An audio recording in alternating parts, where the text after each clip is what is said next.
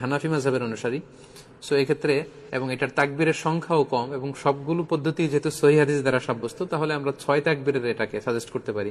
এটা হিসাব রাখতে একটু সুবিধা হবে আমাদের। ঈদের সালাতের পদ্ধতি আমি আগেই বলেছি 2 রাকাত।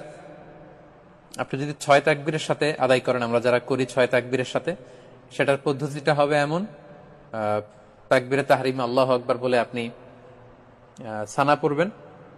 সানা পড়ে কেরাত পড়ার আগে আপনি অতিরিক্ত 3টা তাকবীর দিবেন, আল্লাহু আকবার, আল্লাহু আকবার, আল্লাহু আকবার। 3টা তাকবীর দেওয়ার পরে আপনি সূরা ফাতিহা পড়বেন, অন্য একটি সূরা পড়বেন, তারপর রুকু করবেন, সিজদা করে দ্বিতীয় রাকাতের জন্য দাঁড়িয়ে আপনি কেরাত পড়ে ফেলবেন আগে, অর্থাৎ সূরা ফাতিহা এবং অন্য একটি সূরা পড়ে ফেলবেন।